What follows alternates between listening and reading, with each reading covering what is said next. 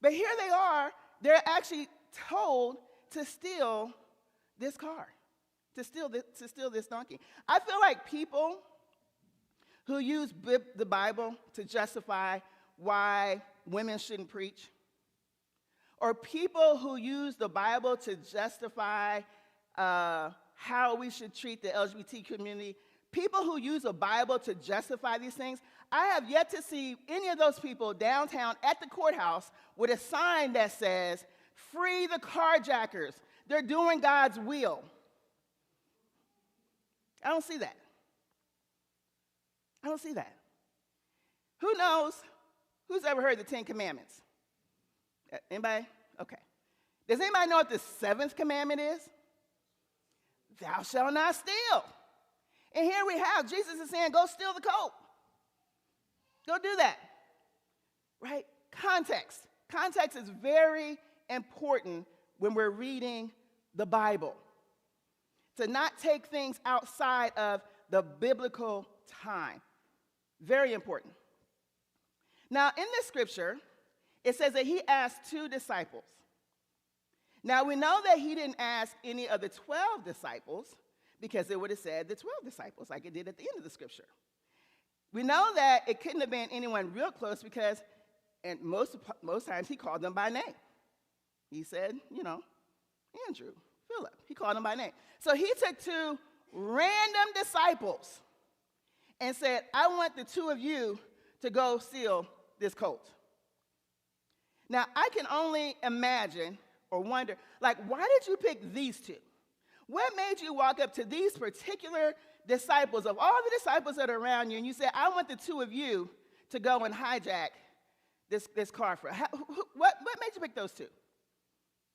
Now, in the Bible, according to Blair, that would be me. I always like to make sure there's a distinction. I imagine that he picked these 2 disciples because they had a life before Jesus. See, they had done some things before Jesus. I'm betting they had stole some stuff before Jesus. I'm just going to go out on a limb. He didn't go to the tax collector and say, hey, I need you to go steal the colt. Think about that. He didn't go to the fisherman and say, hey, I need you to go steal the colt. He went to 2 random disciples who, in my mind, must have had a little experience in stealing stuff. I bet, they weren't afraid to go in and untie this colt. They weren't afraid to do it. They weren't afraid to be questioned. They didn't even ask him. He volunteered. If they ask you, they didn't say what happens when we get caught. He volunteered that information. So I imagine that he went to them for a reason. See, they had some gifts and talents and abilities prior to coming in contact with Jesus. They just weren't using them for their good. They were using those gifts for something else. And Jesus said, now I want to use those gifts for me. I want you to use that same thing that I gave you over here that you didn't use the right way. Now I want you to use it over here. I want you to use those gifts for me now. I can imagine when he walked up to them and he said, hey, I want you to go steal a coat. They said, just a coat? Don't you want a saddle too? We got you, Jesus, bet. We can get you a saddle. We can get you whatever you want. This is what we do. We got you.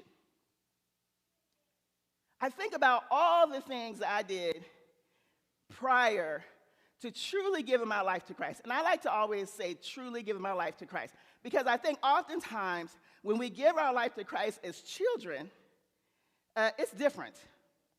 When you're a child and you give your life to Christ, it's because, your mom and dad said this is what you better do. You here, you under my roof, we're going to church. You're going to Bible study, you're going to youth group, you're doing whatever. And it's to build a foundation so that as you get older, right, then you really understand what giving your life to Christ is about. So when I really gave my life to Christ, I came with some gifts and some talents, a few. I led some people some ways. I had a little posse, and we did some stuff. We did a lot of stuff. Lots of stuff. Don't let the road fool you. We done some stuff. And I led us all kind of places. When I look back as I was studying the scripture, I'm like, man, I could have got us killed. I could have got us shot. I mean, there's so many places that I led people to. So many. So it was just, we were shady beyond shady.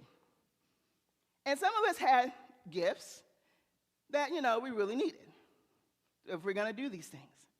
And then when I came to give my life to God, I remember thinking, well, now all these gifts are just like, what am I going to do with them? This is, can't be, doing all crazy now that I've really given my life to the Lord. And I remember the moment that he called me to be a pastor. I'm like, that's not what I do. I do a lot of stuff. I don't preach. I don't do any of that. And I remember when he said, no. We're going to change this gift over here, leading people to craziness, and we're going to do a GPS recalculation, ma'am. We're going to recalculate your GPS. We're going to turn it around. So now you're leading people the opposite way. So when I look at this scripture, I get kind of excited. Because I think when we read, we go through all the Palm Sunday stuff, and we read it, and we skip over the fact that there was a theft involved. We skip over that. We skip over the fact that thieves got punished in those days, right? We know that from the cross. There were thieves on either side. So it wasn't like it was lawful. They were breaking the law by getting this colt. And yet, it's the most important part of the story. Nothing else comes after that. We don't get salvation without this colt. And he put it in the hands of two unnamed disciples. Two unnamed disciples. Think about that. He put all of our lives, a whole salvation plan, in the hands of two unnamed disciples to have the courage to go out and steal something. Sounds very odd, but it's in the Bible. It's there. But context is important. Context is important.